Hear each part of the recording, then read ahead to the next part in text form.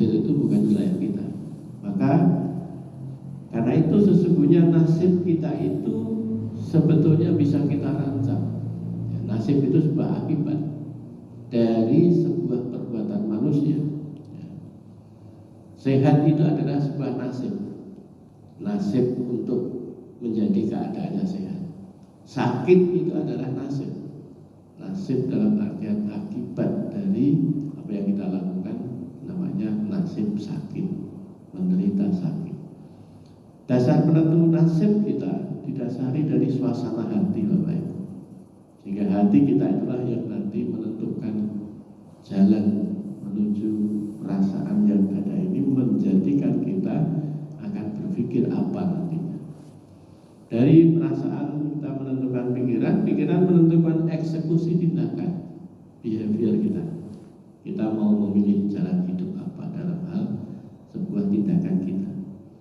Tindakan kita menentukan kebiasaan-kebiasaan yang kita lakukan itu, dan inilah yang membentuk sebuah karakter atau habit kita, yang nantinya dari karakter membangun konstruksi bangunan nasib yang namanya hasil dari apa yang kita lakukan.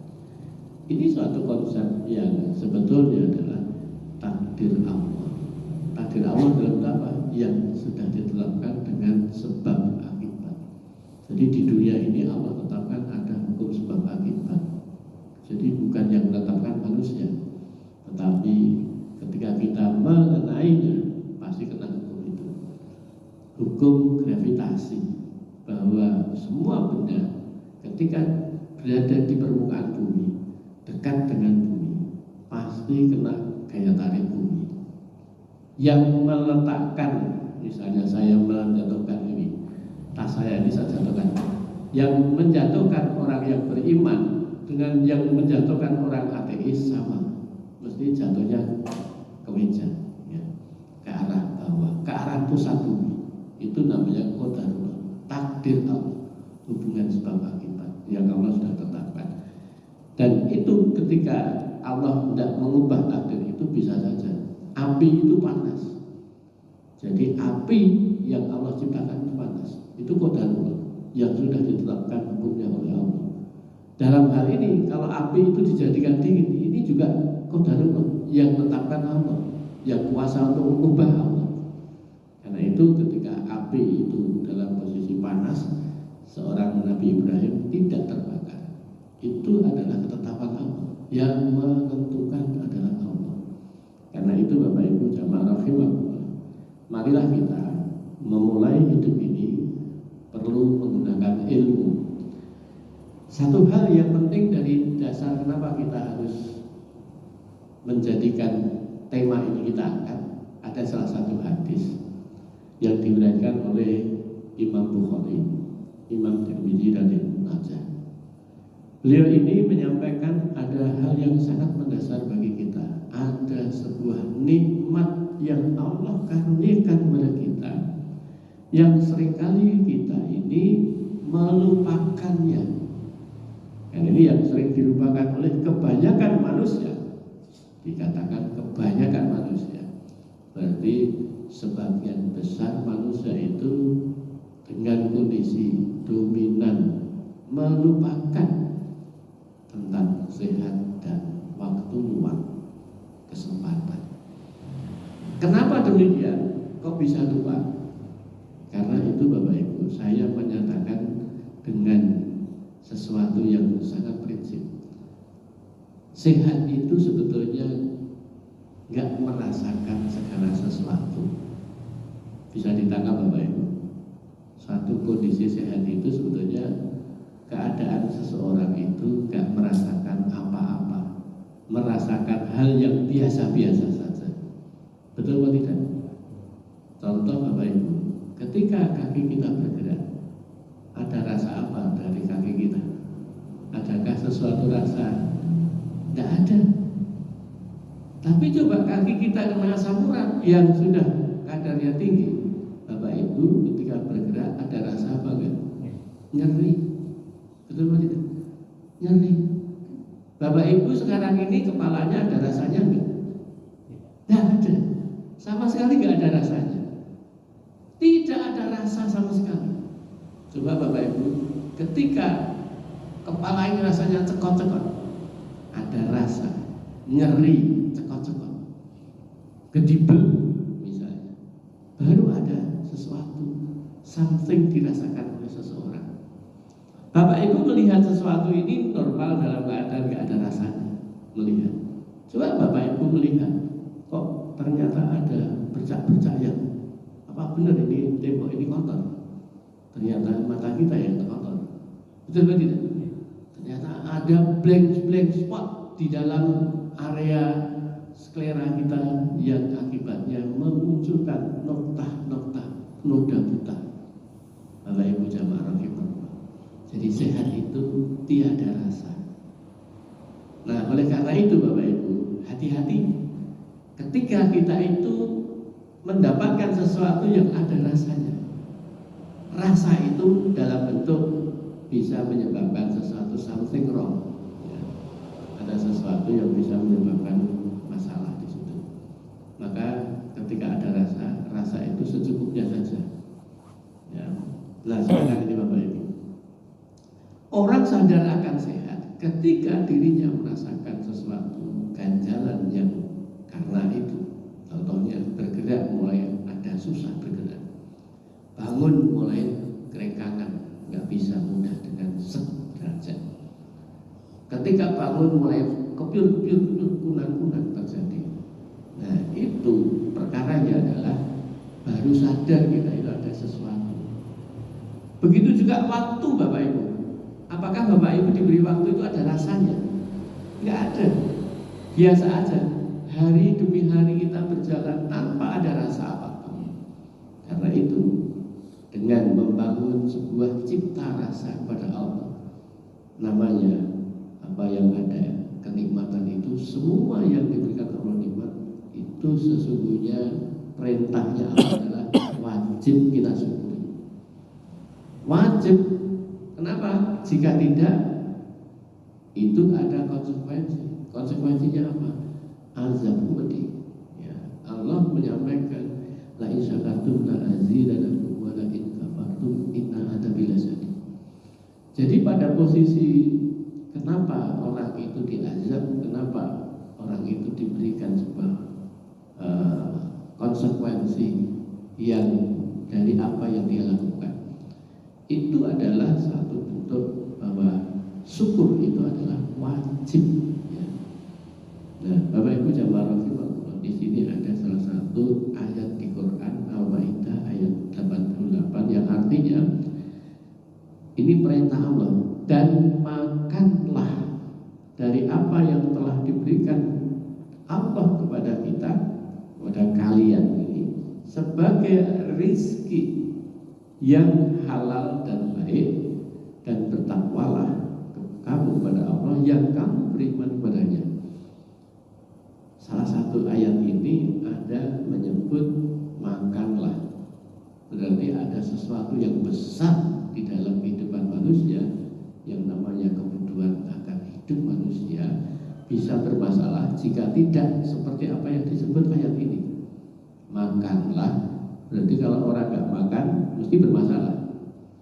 Terus yang berikutnya, makanlah ini bukan sembarangan makan. Yang makan ini adalah hal yang berupa rizki, sebagai rizki. Karena ada makanan itu bukan rizki Bapak Ibu, hanya energi saja yang dimasukkan dalam mulut. Rizki itu segala apa yang Allah karuniakan membawa kebaikan dunia dan akhirat. Jadi ada unsur kebaikannya adalah dunia dan akhirat. Kalau itu makanan tidak membawa sebuah kebaikan di dunia, tidak menjadikan ke akhirat kebaikan, itu bukan rizki Bapak Ibu. Jadi karena rizki, maka sebagai, ada sebutan sebagai rizki, karena ada yang bukan sebagai rizki Bapak Ibu, hanya sebagai bagian dari energi yang selalu diputar, disikluskan oleh qadarullah tadi, hukum kekalahan energi. Nah, yang berikutnya di sini ada sebutan pernyataan Allah halal, berarti cara memperolehnya, cara menggunakannya, dan dalam posisinya bendanya itu sendiri itu harus halal. sifatnya tentatif, Bapak Ibu. Haram itu sifatnya tentatif karena sangat kondisional sekali. Sebuah makanan yang haram bisa jadi halal, betul atau tidak? Dalam kondisi tertentu darurat. Nah, di situ dalam bentuk bendanya. Terus bagaimana? Dan baik juga tentatif, Bapak Ibu. Sangat kondisional. Jadi Bapak Ibu, makanan yang halal, makan kita nasi, kemudian ada lauk pauk, ini secara hukum syari'nya halal, cara memperolehnya, bendanya semuanya halal. Tapi pertanyaannya, yang halal itu thayyib tidak? Belum tentu thayyib. Ya. Kenapa belum tentu thayyib? Dalam hal ini kondisional. Apakah orang ini boleh mengonsumsi itu ketika dia sudah over dalam hal kandungan makanan yang ada dalam kandungan tersebut, gizi yang ada di situ. Nah, sehingga di situ Bapak Ibu, Allah menyampaikan bertakwalah. Bertakwalah itu adalah wujud bahwa hidup ini bukan menurut kita, bukan menurut persepsi kita, tapi hidup ini menurut perintah dan larangan dari yang menciptakan hidup. Maka taat. Yang namanya sebuah hukum-hukumnya ini banyak ditemukan manusia lewat ilmu-ilmu yang kauniyah. Nah, oleh karena itu Bapak Ibu jamaah rahimahullah, ada satu hal yang penting. Pertanyaannya, apakah serangan jantung dan stroke dapat dihindari Bapak Ibu? Bisa, betul Bapak. Bisa dihindari, ya, dapat dihindari. Nah, sekarang apakah hipertensi dan kencing manis, diabetes, dapat diantisipasi Bapak Ibu? Bisa, sekalipun dia punya keturunan keduanya, ya, bisa diantisipasi, bisa dicegah, bisa dikendalikan, bisa diupayakan untuk menjaganya agar tidak terkena itu dengan tidak terkendali. Maka jawaban ini semuanya tadi Bapak Ibu sudah mendengar bahwa iya, serangan jantung, stroke, DM, diabetes mellitus, hipertensi dan berbagai penyakit termasuk penyakit degeneratif. Degeneratif itu penyakit tua, menua, mengalami kematian sel-sel tubuh kita secara alamiah, itu degeneratif. Dapat dihindari atau diantisipasi sejak dini, sejak awal Bapak Ibu. Lewat apa ya? Kita harus belajar. Apabila kita mengetahui penyebabnya. Jadi penyebabnya ini tahu, berarti nanti bagaimana how to-nya, bagaimana caranya memanage, mengelola tubuh kita. Ini yang banyak yang tidak tahu di sini masalahnya Bapak Ibu. Karena hidup menurut persepsi, padahal hidup ini bukan menurut kita. Ya. Nah, sekarang yang berikutnya Bapak Ibu. Pertanyaan sangat mendasar sekali. Ngapain toh kita bisa sakit itu? Penyebabnya apa? Seseorang itu sakit.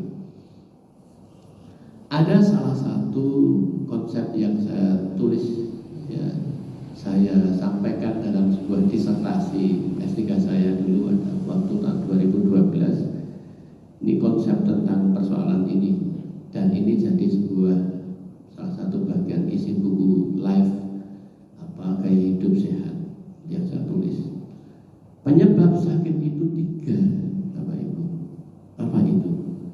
Yaitu seseorang sakit itu secara garis besar umum itu 3 hal. Pola makan, ya, pola makan. Ini esensinya pola makan. Lalu yang kedua adalah faktor pola aktivitas. Yang ketiga adalah pola pikir. 3 ini yang sebetulnya mendasar. Termasuk nanti kena infeksi dan sebagainya, itu dari sini sebetulnya. Imunitas kita tidak akan menjadi ngedrop jika 3 hal ini, ya. Jadi kenapa ada orang di wilayah endemik, di wilayah pandemik, ya, kayak COVID, ya. Secara qadarullah, ketetapan hukum Allah dalam konteks ini, ya. Sehingga ketika ada orang berdekatan dengan orang yang sakit kok nggak kena, ada qadarullahnya di situ. Allah menetapkan hukum-hukumnya yang ditempatkan pada diri manusia. Karena manusia sudah diberi bekal antisipasi di dalam kehidupan kita.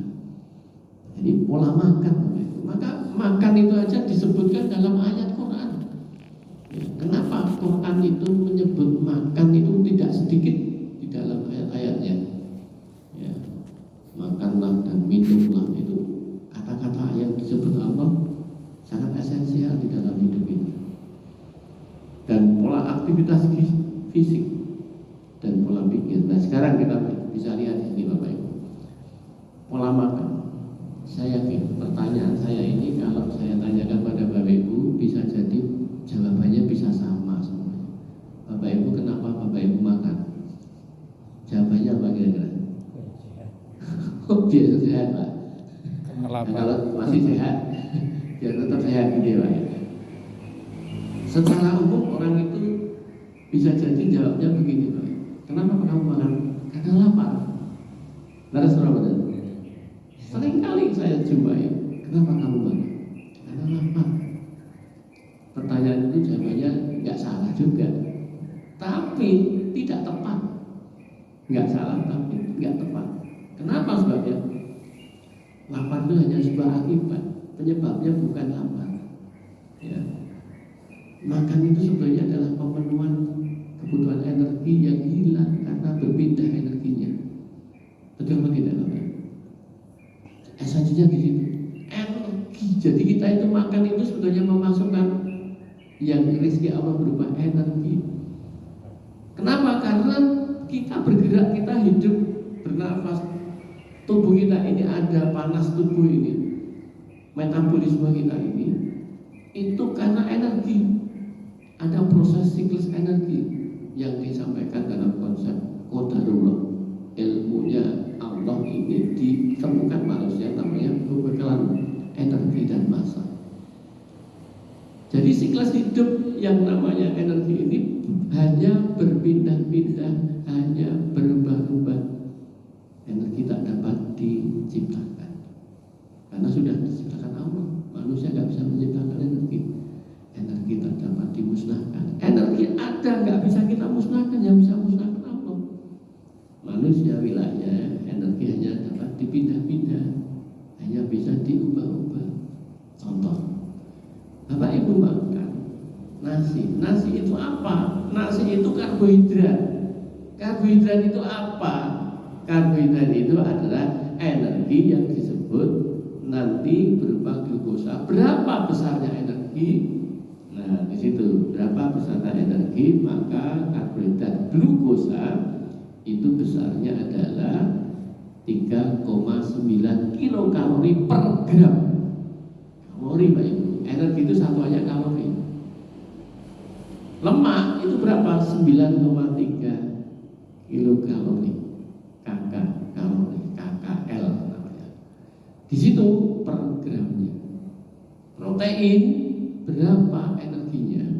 Yaitu 4,6 kilokalori per gramnya.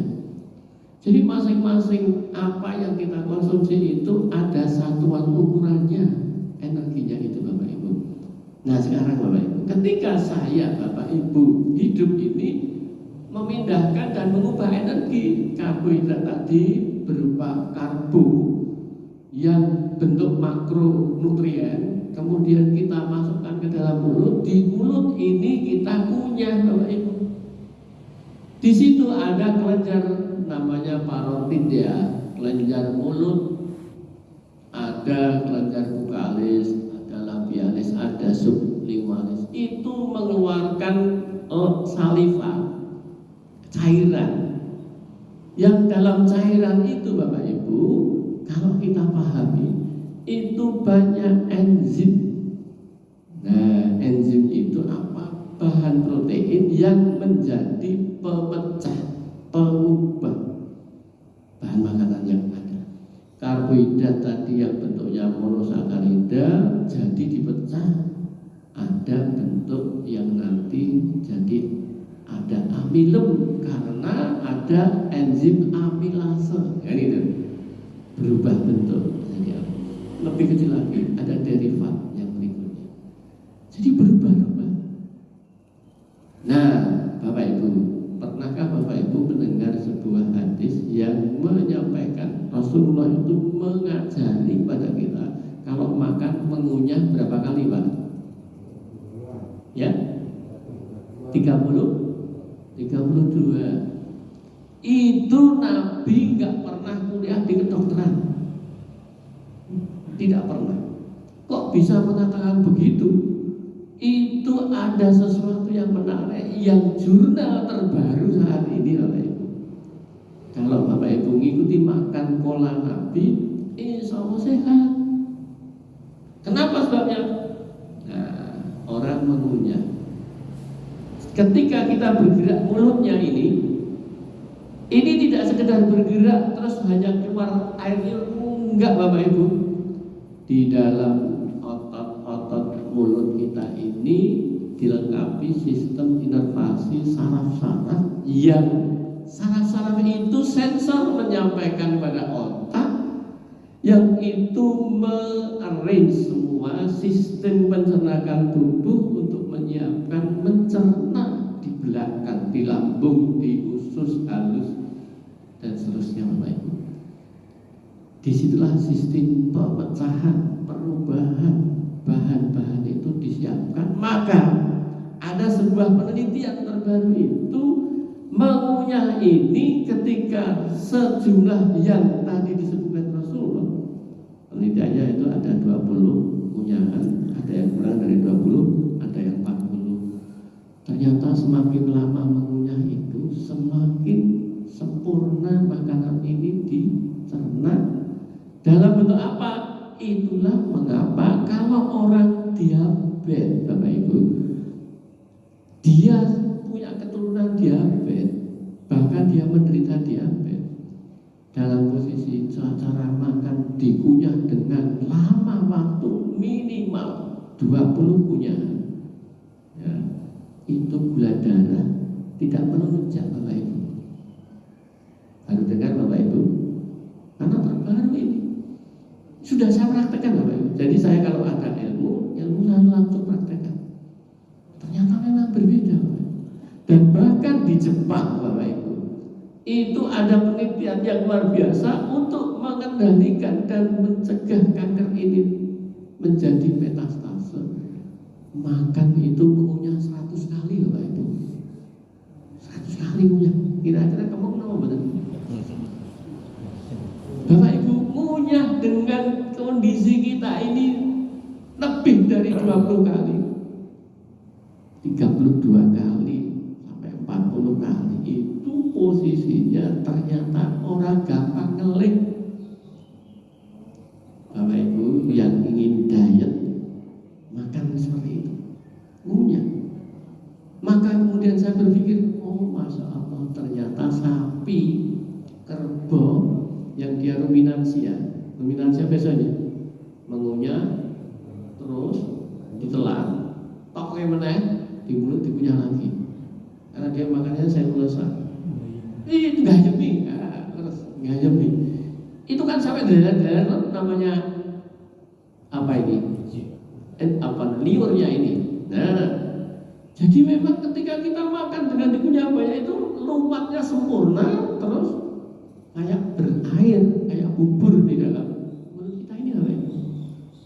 Dan itu Bapak Ibu mengendalikan gula darah kita siap untuk memproses, sehingga gula ini nggak ngendon di peredaran darah. Tuh, jadi Allah itu memberikan sebuah solusi dekat sekali, tidak dari luar kita. Makanya Bapak Ibu, pola makan itu ketika kita itu mengunyah terus menerus ini, terus kemudian baru ditelan, itu makanan itu diproses di lambung, kerja lambung nggak berat. Karena bahan makanan itu sudah diubah lebih menjadi mikronutrien, sehingga kerja insulin, kerja pankreas untuk mengeluarkan insulin itu nggak banyak. Pertanyaannya, orang diabetes itu karena apa? Karena insulinnya sudah nggak mampu lagi ngedrop untuk mengantarkan gula glukosa ke dalam sel-sel. Betul atau tidak? Itu masalah. Di dalam sebuah sistem imun yang lama ini, sensor reseptor yang ada dalam tubuh ini terkoordinasi mempersiapkan semua sistem di dalam tubuh siap menerima mikronutrien itu. Nah, terus yang berikutnya, ketika kita ngunyah dengan kondisi seperti itu, Bapak Ibu, kita secara otak mindfulness itu apa? Menikmati, fokus terhadap apa yang kita. Ini menikmati makan betul. Kenapa? Karena mengunyah. Bayangkan kita makan sambil uak-uak scroll. Insya Allah enggak. Begitu nyek betul atau tidak? Nanti gak ngunyah. Ini enggak sempurna, Bapak Ibu. Orang menikmati bablas. Jadi Bapak Ibu, makan itu ketika kita nikmati, ngunyah, luar biasa. Perutnya kenyang. Bapak Ibu saya itu kalau makan itu, kalau makannya ada nasinya, nasi itu cuma sak sendok, yang lain lauk. Bapak Ibu, makan itu juga karena mindset. Aku pindah ramalan sego, merasanya rumahan. Ini penyakit. Kenapa? Karena manusia ini sudah menutup nikmat Allah, itu kufur nikmat. Kok bisa? Allah itu berikan karunia makanan yang banyak, kok memang ngeklus makanan itu cuma di situ. Maka kita over karbo, betul apa tidak? Hidup manusia itu memang butuh karbo, namanya otak itu kalau nggak dikasih karbo, nggak dikasih glukosa nggak bisa, karena konsumsi otak itu satu itu. Maka kita walaupun tidak makan nasi, ada bahan makanan lain yang mengandung karbo yang ada di buah misalnya. Betul atau tidak, Bapak Ibu? Jadi kita tetap ada asupan, tapi nggak perlu banyak-banyak. Dan saya buktikan, saya sudah dulu sebelum COVID itu 4 tahun nggak makan nasi, nggak masalah, Bapak Ibu. Jadi apa yang namanya mindset, menurutku, pola pikirku itu saya tumbangkan semuanya. Makan itu saya dulu makan kalau nggak pakai kecap itu rasanya kurang. Maka saya pergi haji dulu tahun 2010, sangunya rentengan kecap. Di koper itu saya sediakan kecap, karena makan gudeg pakai kecap. Itu saya close semua. Dan sekarang saya makan apapun sotonya dengan kecap. Kenapa? Hanya mengubah pola. Sampai saya menghentikan makan nasi. Itu kenapa? Karena saya ingin janjane makan arang sego gitu. Iso kok. Ya bisa nyatanya. Bahkan puasa dan saya tetap olahraga, tetap kuat. Karena yang memberi kekuatan Allah, Bapak Ibu. Dan bisa itu karena biasa. Nah, di sini masalahnya. Maka pola makan ini jangan nuruti seperti yang ada di gambar ini, Bapak Ibu. Ini seperti orang mau buka puasa, Pak. Semua ada, pengen dilap semua. Ya.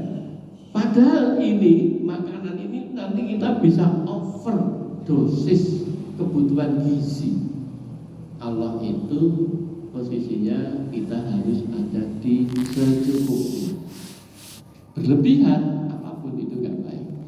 Maka ketika kita makan itu karena apa yang aku makan ini tidak pernah dilihat berapa gizinya, maka itu akan berlebihan kita mengonsumsi makanan.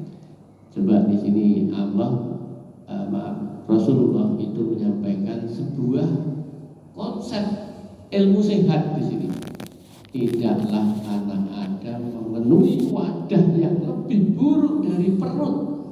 Cukup baginya beberapa suapan yang menegakkan tulang punggungnya. Jadi makan itu cuma untuk menegakkan tulang, untuk mengganti energi yang hilang tadi loh Bapak. Apabila tidak mampu makan, nah ini sepertiga untuk makanannya, sepertiga untuk minuman airnya, dan sepertiga untuk napasnya. Ini sebetulnya Bapak Ibu kalau kita perhatikan ya, posisinya lambung kita ini ya, ini ada di gambar yang sebelah ini ya Bapak Ibu.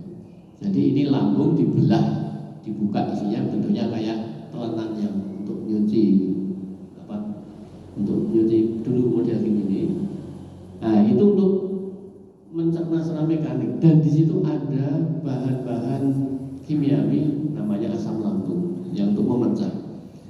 Bapak Ibu, makanan ini disampaikan Nabi dalam bentuk untuk di lambung sepertiga udara, lalu yang sepertiga berikutnya adalah untuk minuman. Nah, kalau kita perhatikan di sini bahwa yang namanya sepertiga itu bukan terus seperti gambar ini kosong, bukan Pak.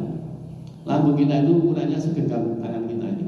Kalau nggak ada makanan, terus kalau ada makanan melar, mengembang membesar sebagaimana kebiasaan kita berapa makan porsinya. Itu nanti akan posisinya mendesak ini Bapak.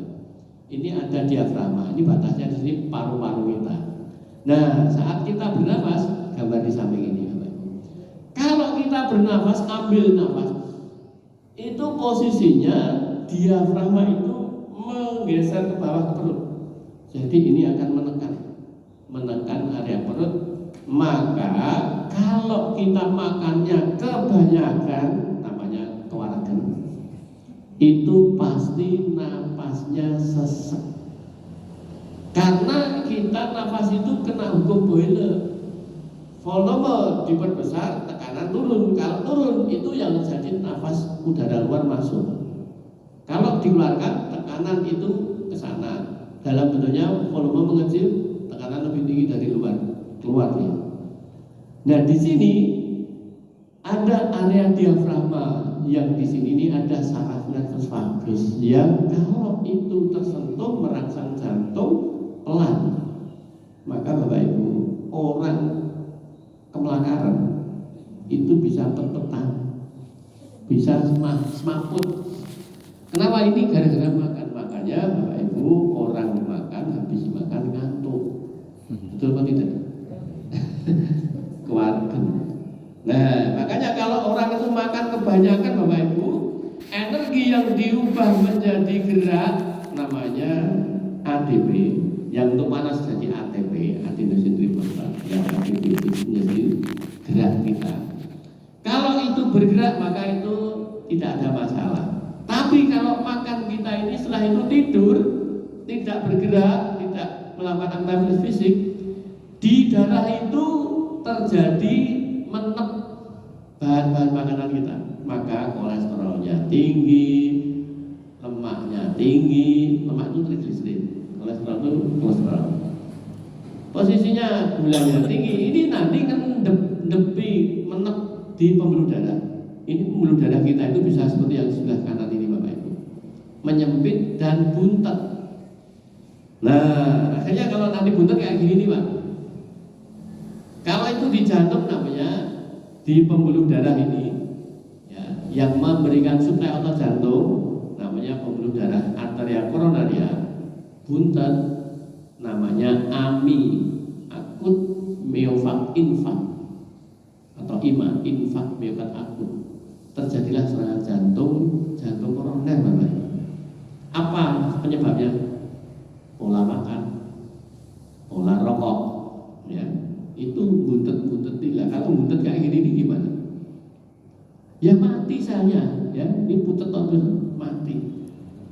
Nah, jadi jantung kita mati. Nah, kalau di otak, nah stroke. Buntetnya pembuluh darah arteria di kranial otak ini buntet nanti stroke. Jadi itu kalau kita tahu.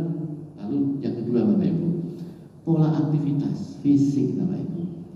Kita ini Allah ciptakan otot manusia untuk bergerak. Ya.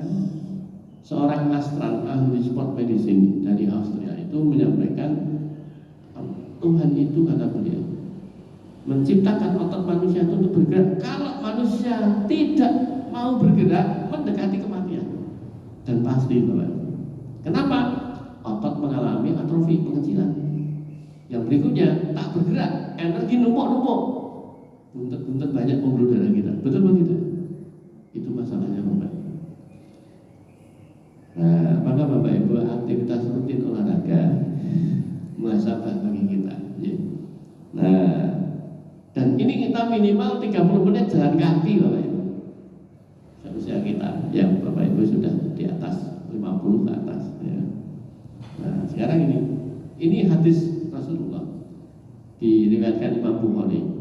Dan sungguh atas badanmu ada hak-hak yang wajib dipenuhi, maka penuhilah haknya. Nah, dari hadis ini saya punya teori yang saya tulis dalam disertasi saya. Salah satunya itu 3 hak tubuh yang harus kita perhatikan. Nah, ini Bapak Ibu, ada 3 hak tubuh yang harus dipenuhi.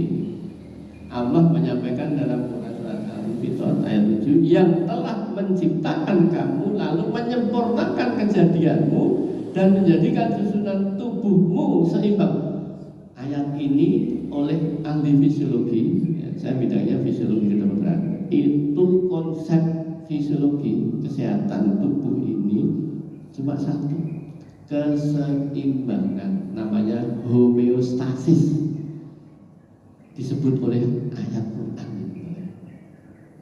Saintis cuma nirukan dengan menjumpai dengan penelitian. Betul tidak? Seimbang. Jadi antara yang kita masukkan dan kita keluarkan itu harus seimbang. Semua sistem tubuh ini nak sehat mesti seimbang, antara nafas yang masuk keluarnya sama. Energi yang dimasukkan dan dikeluarkan sama. Kalau enggak, penumpukan energi, depositnya membawa obesitas, kegemukan, menjadikan penyakit banyak hadir di situ. Nah, salah satunya perlu kita perhatikan. Ini saya pelan-pelan ya. Hak tubuh yang harus dipenuhi satu, bergerak. Nah, tidak saya tulis tulisannya tapi gambar. Jadi hak tubuh yang pertama adalah bergerak. Maka kalau tidak bergerak, ototnya atrofi, mengecil, otaknya nggak digunakan, maka otaknya mengecil. Lalu yang kedua, hak istirahat. Dan hak ketiga adalah makan. Salah satu nggak dipenuhi, rusak tubuh kita. Percaya saja, jangan dicoba. Tapi cobalah 3-tiganya. Maksudnya banyaklah kita menggunakan gerak badan kita. Yang kedua, istirahatlah yang cukup. Yang ketiga, makanlah yang cukup. Ya. Maka 3 hal ini kalau kita lakukan baik-baik, insya Allah sehat. Ya. Karena itu sunatullah ini. Saya mengambil teori ini menjadi sebuah konsep ilmiah berdasarkan ayat ini, Bapak Ibu. Ya. Ini yang bicara bukan saya, tapi Allah, saya terjemahkan lewat pemahaman ilmiah. Nah, sekarang ini Bapak Ibu, apakah physical fitness? Fit itu artinya bugar. Fitness berarti untuk arah kebugaran. Ini urusannya pergerakan, bergerak. Jadi lebih dari sekedar mampu melakukan tugas sehari-hari, nggak merasa capek. Bahkan sistem tubuh bekerja secara optimal, terutama apa? Jantung, Bapak Ibu. Pembuluh darah kita ini tidak menjadi kotor. Karena apa tadi, Bapak Ibu, kalau kita itu bergerak, bahan energi tidak akan banyak deposit karena dimanfaatkan untuk bergerak, sehingga pembuluh darah kita bersih, Bapak Ibu.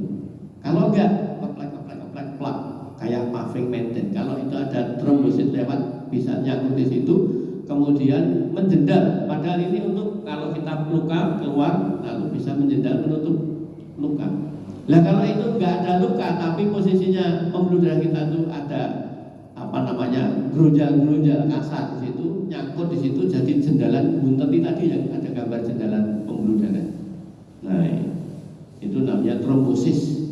Bukan trombosit tapi trombosis. Trombositnya berubah menjadi jendalan. Paru-paru kita, otot kita semua jadi baik. Ya. Tapi jangan berlebihan. Olahraga berlebihan juga merusak. Semua yang berlebihan tidak baik. Jadi kondisi ini semua akibat exercise, latihan, Bapak Ibu. Di usia berapapun kita bisa dilatih sesuai usianya.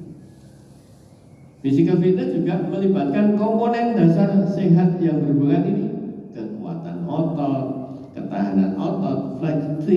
fleksibilitas, lentur Bapak Ibu. Dan ketahanan kardiorespirasi itu paru-paru dan jantung. Kardio itu jantung, pulmo itu adalah respirasi, itu nafas. Maka dua hal ini Bapak nggak gampang menggeh. Bapak Ibu nggak gampang ngos-ngosan ketika aktivitas. Bapak Ibu di usia yang mulai senja tidak akan geraknya gregeli, karena pengkuh, karena dilatih Bapak Ibu. Nah sekarang dalam berikutnya ini, karena kita di alam teknologi ini semua membuat kita males gerak, mager. Betul atau tidak? Ini pakai remote, TV pakai remote, nggak mau bergerak, gitu. Nah, banyak hal semua serba mudah, instan, sehingga kita tidak banyak melakukan gerakan, sehingga banyak hal-hal yang menumpuk dalam tubuh kita. Makanan kita jadi berlebih, bukan sesuai kebutuhan, sehingga turah-turah, berat badan menjadi berlebih, tidak banyak gerak. Sedentar itu berarti hanya duduk-duduk, baring, tidak mampu untuk melakukan tugas harian yang hanya sederhana, timbunan lemak banyak, kardiovaskular lemah. Kardiovaskular itu jantung dan pembuluh darah lemah, tensi jadi naik, ya. Tenaga fisik berkurang, gampang capek, gampang lemes. Jadi pola hidup inilah yang kemudian penyakitnya penyakit larang, hipertensi, penyakit jantung koroner, penyakit diabetes, jadi terjadi situ. Maka ini Bapak Ibu yang saya tebalkan lewat warna ini. Anggapan yang keliru bahwa karena seseorang tidak sedang merasakan nyeri, tidak merasakan cekot-cekot, tidak merasakan nggak enak, maka ia sehat. Nah, kenapa sebabnya? Karena Bapak Ibu, sakit itu belum tentu reseptor tubuhnya memberikan informasi. Ada orang tensinya 200 nggak pusing Bapak Ibu, betul atau tidak? Ada orang itu asam lambungnya itu bermasalah tapi nggak merosot. Bapak saya itu sudah sejak lama ternyata itu ada asam lambungnya naik, tapi bapak saya nggak merasakan apa-apa. Ketahuannya setelah usia 80 Bapak Ibu. Ya. Jadi posisi seperti ini Bapak Ibu, orang rosok ini belum tentu sehat, karena reseptor kita bisa jadi offline, tidak connect. Nah, kesadaran olahraga ini sangat penting. Bagaimana memulai? Aku gagal ini biasanya untuk memulai agak sulit. Nah, yang ketiga ini pola pikir Bapak Ibu, mindset. Mindset ini yang menyebabkan kita seringkali bermasalah karena mudahnya emosi ini, karena melihat sesuatu yang tidak disukai, yang tidak dikehendaki hadir dalam kehidupan kita. Maka inilah merangsang otak jadi terangsang untuk menjadi bergejolak, sehingga inilah yang nantinya memunculkan kondisi jantung kita menjadi berdenyut cepat, kemudian tensi kita juga naik, ya. Denyut jantung itu bisa takikardi, duk duk duk duk duk duk, raiso tenang gitu. Karena apa? Pola pikir kita. Nah, karena itu dalam posisi seperti itu pola pikir mesti mempengaruhi semua organ tubuh kita ini Bapak Ibu, nggak ada yang tidak kena semua. Karena bagian tubuh ini di dalam sistem saraf kita yang 90% mengatur ketidaksadaran itu merangsang organ semua bagian tubuh bermasalah jadinya. Jadi wong stres, wong kirno, mikir sing ra ono, mikir sing ning ono, itu mesti banyak masalah, namanya jadi penyakit yang akibat dari gangguan psikis, namanya psikosomatis. Psikisnya terganggu, soma itu badannya terganggu. Maka Bapak Ibu, jiwa harus baik, akan mempengaruhi badan yang sehat, ya. Nah, itu Bapak Ibu jamaah rahimahullah, marilah kita di usia saat ini sadar sehat dengan satu pola pikir, dua pola gerak, tiga pola istirahat. Hak tubuh ini harus kita jaga. Yang berikutnya, ingat tiga hal yang tadi saya sebutkan, bahwa karena penyakit itu pola makan, jadi pola gerak dan pola aktivitas tidur. Jadi pola fisik bergerak ini harus kita jaga. Dan hidup agar sehat, pikiran harus pada porsinya dan pada tempatnya yang benar. Kembalikan semua karena Allah, semua akan tenang. Kalau kita tidak ditempatkan kepada porsinya, kita akan menyakiti sendiri, dolim pada kita sendiri. Demikian Bapak Ibu jamaah rahimahullah, semoga bermanfaat. Alhamdulillah, semua kebenaran datang dari Allah. Kalau ada salah khilaf dari saya, mohon maaf. Assalamualaikum warahmatullahi wabarakatuh. Moga Bapak kalau ada pertanyaan.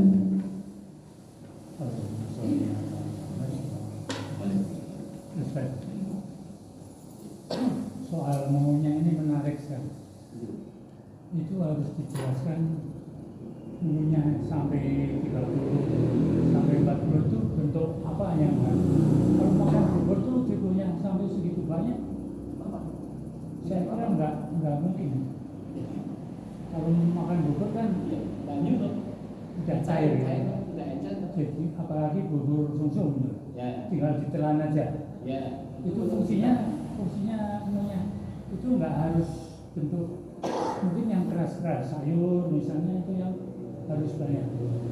Kalau makan pepaya kan udah lunak ya, tidak perlu sampai sekian kali. Jadi harus dilihat dulu apa yang perlu dikunyah. Baik, pertanyaan bagus itu Pak, karena itu menurut Bapak memang logikanya begitu loh. Ternyata mengunyah itu bukan esensi hanya gigi itu menghancurkan makanan, tetapi mempersiapkan rangsangan yang ada di dalam otak ini, memerintahkan pada organ tubuh dan untuk menyiapkan sistem di dalam kelenjar-kelenjar di pankreas itu untuk ready. Jadi bukan untuk posisinya, dia ini hanya untuk pencetakan mekanis saja. Bisa ditangkap Bapak Ibu? Pertanyaannya, kalau yang namanya siapa tadi, kerbau atau uyahnya itu kan nggak ada makanan juga dia gini-gini loh Pak. Uyah, saya praktekkan, saya makan yang cair-cair, ya tadi ya ayam bubur, ya saat itu di masjid bubur ayam itu, dan saya sedikit sekali buburnya, tetap saya punya banyu Pak, isinya cair, karena memang sudah lumat, karena itu tetap ini gerakannya yang dibutuhkan Pak, bukan tuh giginya gaduh-gaduh mecah itu enggak. Jadi esensinya tidak sekedar melakukan itu, tapi posisinya adalah menggerakkan mulut, bergerak ini, mengunyah. Iya, Bapak Ibu kalau Bapak Ibu sedang stres, coba sambil gini, nanti kan akan bergerak, mendistrak apa yang jadi sebuah beban pikiran. Jadi bukan untuk mengunyah ada makanannya yang kasar, yang makromolekul enggak. Tadi yang sudah lembut dikunyah. Walaupun bukan memecah itu, kalau sudah lembut. Maka yang sebaiknya makanan itu tadi kalau untuk orang diabetes justru makanan yang bukan bertekstur lembut. Karena orang cenderung nggak maunya langsung gelap. Betul atau tidak Bapak? Nah itu yang kenapa orang-orang diabetes itu makannya contoh. Kalau diabetes kan yang intinya makanan dengan indeks glikemik rendah. Jadi indeks glikemik rendah itu akan mengurangi kecepatan terjadi gula naik. Kenapa? Karena dia makanannya contoh ini Bapak. Yang lebih kasar, nasi putih, nasi merah, beda nggak? Beda, karena nasi merah itu kasar, dia indeks glikemiknya adalah rendah, maka itu lebih baik. Telur kaspo, Bapak Ibu telur kaspo besok, itu indeks glikemiknya rendah, maka orang diabetes boleh. Tapi Bapak Ibu nasi putih itu indeks glikemiknya 70 lebih, kalau itu di bawah 50 rendah. Nah maka Mengunyah itu bukan sekedar menghancurkan makanan, tapi membangkitkan respon reseptor dan sampai ke otak, mengkoordinir seluruh sistem pencernaan dan kesiapan kelenjar di dalam sistem enzimatis kita menjadi siap, dan hormon-hormon kelenjar untuk hormon tadi menyiapkan diri. Mengatakan ya Pak, semoga logika saya kalau sapi betul iya. kalau rumput itu memang susah untuk dirumahkan. Bukan susah Pak, tidak bisa dicerna. Jadi harus digalimi. Iya. Tapi kita ketika makan sayur apakah nggak nyemi Pak? Sayur kan selulosa sama. Kalau sayurnya bayar kan belum dalam. Bukan Pak. Dalam bentuknya selulosa itu yang namanya bahan dari tumbuhan. Itu bahannya seratnya namanya selulosa Pak. Seratnya. Maka Bapak Ibu, semua lombok, bayam itu nggak bisa dicerna Pak. Cuma bisa dihancurkan saja, tapi nggak bisa dicerna. Maka nanti keluarnya juga sama Pak. Menjadi fesesnya maaf, itu sama. Bapak Ibu kalau lihat lombok atau bukan yang bijinya ya, tapi yang itunya masih tetap sama, nggak bisa dicerna Pak. Itu manusia tidak diberi ruminansia, tapi dalam maksudnya suruh mengunyah. Dan serat itu bagi otot di usus halus dan usus besar itu mencegah terjadinya namanya kanker kolon. Maka orang harus banyak mengkonsumsi sayur atau buah Pak. Itu serat semua Pak. Maka manusia kalau makan sebaiknya malah justru yang berserat itu ketika ingin ya. Tapi jangan diartikan serat itu daging itu berserat tapi bukan selulosa Pak. Itu bisa dicerna. Mengatakan ya Pak. Ya memang ilmu pengetahuan kayak gini seringkali